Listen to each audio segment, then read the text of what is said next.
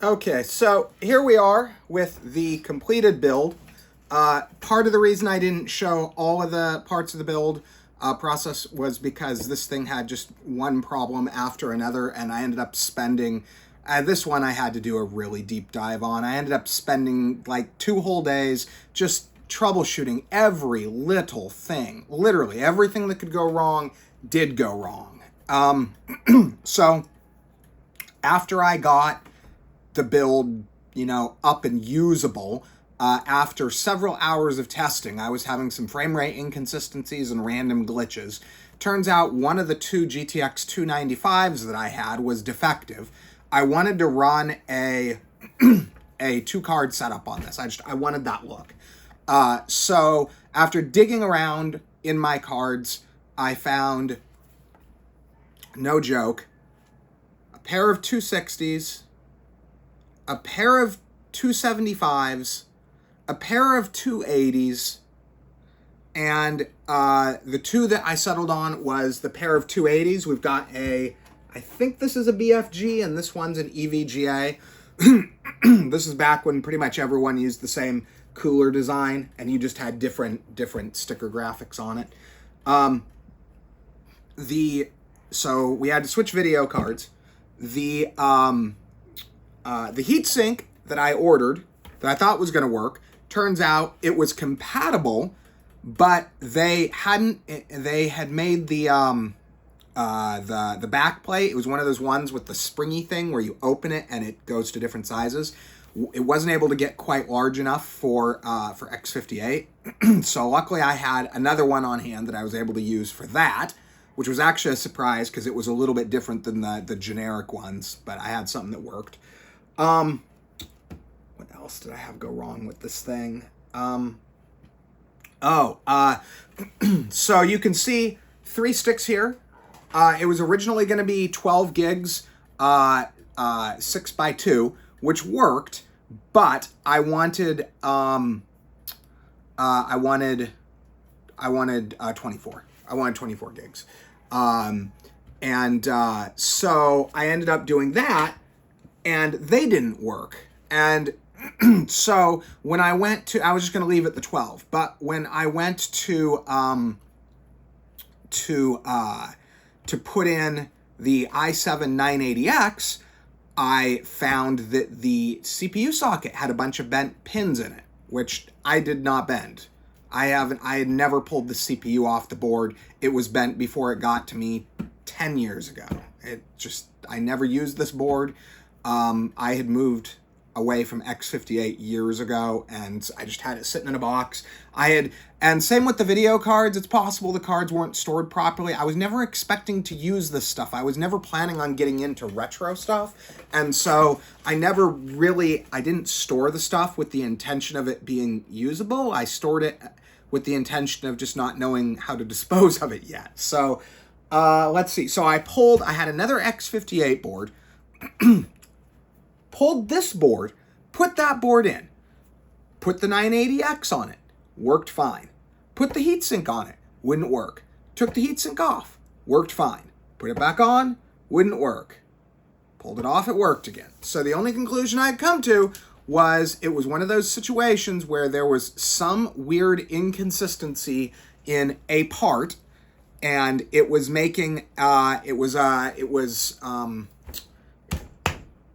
if you press too hard on a socket, you can have issues. It's one of those rare things that you don't see very often, but it can happen, and it did happen this time.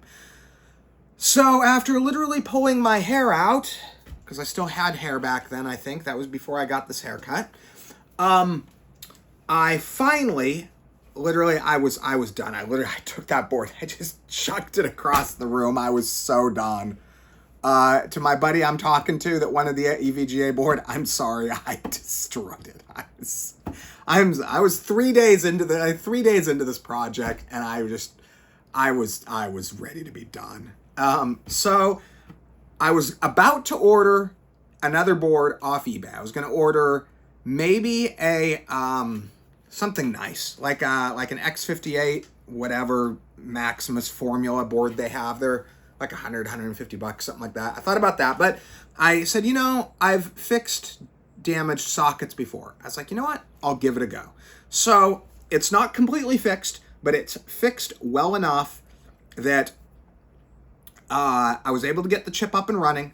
Everything is stable, and I was able to get 3 of those. I wasn't able to get 3 of the 8s plus 3 of the original 2s, but I was able to get 3 of the 8s working. I stuck with the 3 because then you're in triple channel. And so we do have 24 gigs of RAM. So our final build here is i7 980 Extreme, 6-core, 3.33. I have not overclocked it. I may or may not do so. I'm not a big overclocker, but hey, you know what? The board's already damaged. The chips are cheap. Maybe I'll jack with it. I don't know. It's not overclocked right now. We have a Thermalright Peerless Assassin. Is that what they call that thing? Something like that. Do I see the box? What is that? I don't see the box. I have no idea where I put the box. So I don't know. I think it's Peerless Assassin 120, I think was what it was called. It was the cheapest one on Amazon that looked reasonably beefy. That's all I knew. I didn't want to waste a liquid cooler on it. It has a Sabertooth, Asus Sabertooth X58, damaged but functional. 3 DDR3 1866. I think it's fancy G-Skill RAM. Again, I don't remember. I wasn't really paying attention. I'm pretty sure it's G-Skill though. That's a G-Skill type design. We have a pair of NVIDIA GeForce GTX 280s. These are 1 gig card. So two 1 gig cards running in SLI. I've got the fancy NVIDIA SLI bridge. I believe this was intended to use with either GTX 900 or maybe even 700 series with the Founders Edition / reference cards, but it works fine for this. I did do, so this is a mostly period correct build. Oh, Windows 7 was the biggest part of the nightmare. Microsoft really doesn't want you using Windows 7 now, and so it was not easy or fun to make that happen. So that took me like a whole day to get working. And then, so quality of life things that I couldn't get back then. We could get SSDs, and I did have a system with an SSD back in the day. They were very expensive for like 64 gigs were like as much as, you know, a 2 or 4 terabyte today, but they did exist. So I did put a 1 terabyte Samsung, I believe it's an 860 EVO in there. It's probably a little bit faster than the 2.5 SATAs were back then, but I doubt it's vastly faster. I did put a 3 terabyte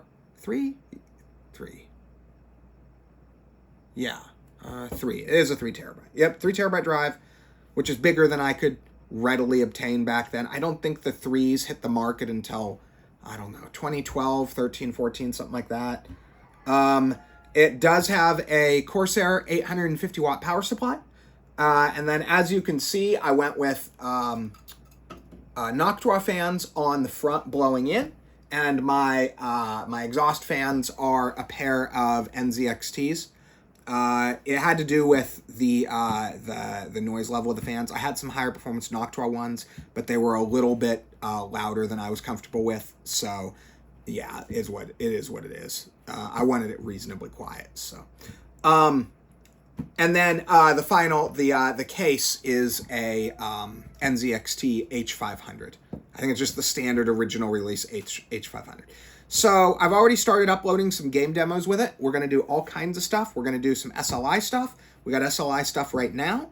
And yeah, so it's going to be a ton of